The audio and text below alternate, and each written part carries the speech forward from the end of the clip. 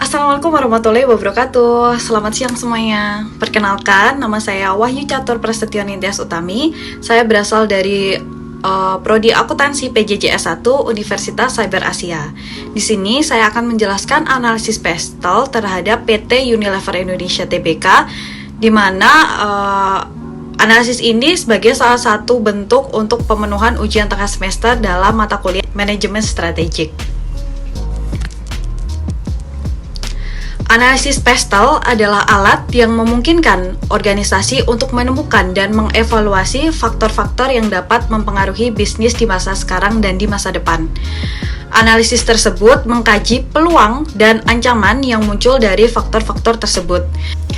Dalam analisis PESTEL kali ini, saya menggunakan PT Unilever Indonesia Tbk sebagai sasaran dalam analisis ini, di mana PT Unilever Indonesia Tbk ini merupakan salah satu perusahaan dengan penanaman modal asing terbesar di Indonesia, dan masyarakat sekitar juga sudah mengetahui bahwa perusahaan ini adalah salah satu perusahaan utama yang memproduksi barang-barang konsumsi. Untuk analisis yang pertama adalah politik.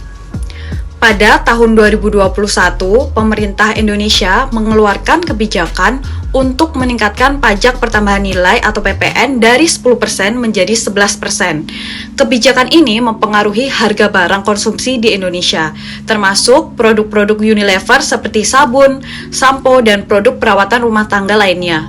Dampaknya, Unilever Indonesia harus menyesuaikan harga produk untuk mempertahankan margin keuntungan, namun tetap harus memperhatikan daya beli konsumen yang bisa terpengaruh oleh kenaikan harga ini.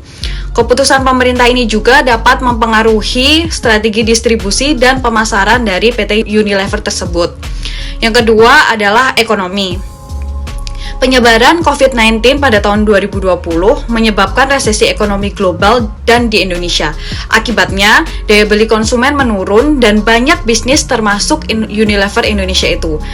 Dalam menghadapi tantangan besar ini, sektor konsumsi juga mengalami perubahan dengan meningkatnya permintaan untuk produk-produk pembersih dan perawatan kesehatan. Dampaknya apa nih?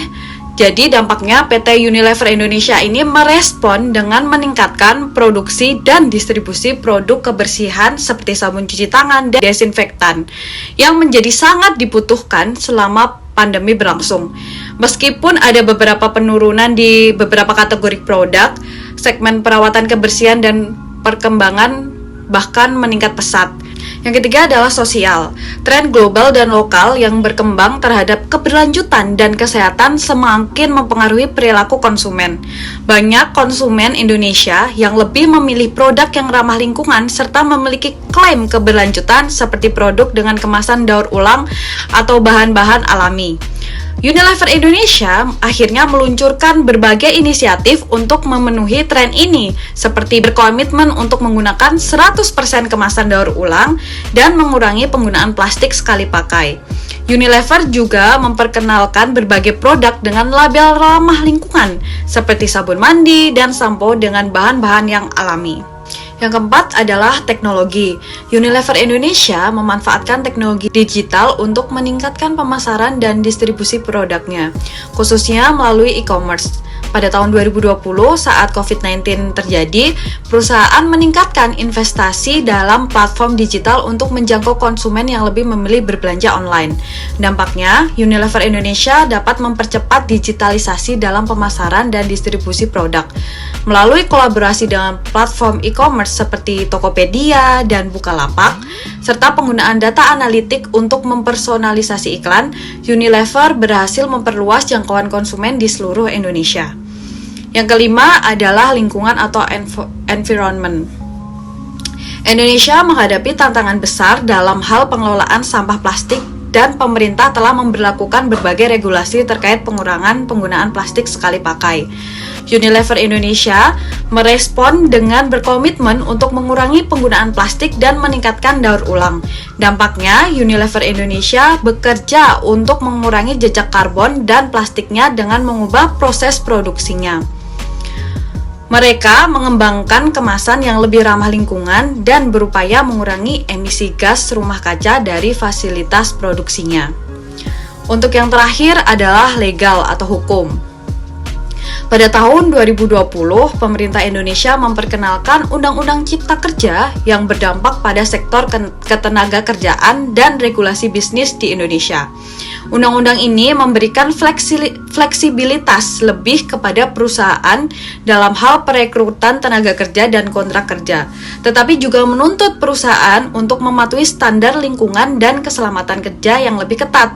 Dampaknya, Unilever Indonesia harus menyesuaikan dengan perubahan regulasi ketenagakerjaan dan memastikan bahwa operasionalnya tetap sesuai dengan standar yang ditetapkan.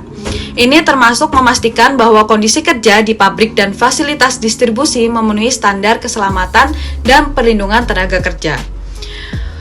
Untuk yang terakhir adalah kesimpulannya.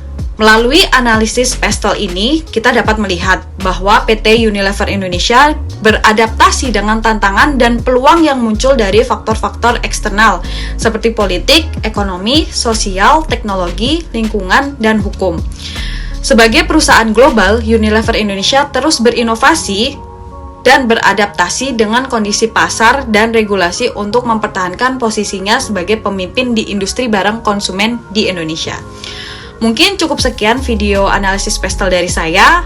Mohon maaf apabila terdapat kesalahan kata dalam penyampaian dan materi yang telah saya sampaikan. Akhir kata, wassalamualaikum warahmatullahi wabarakatuh. See you!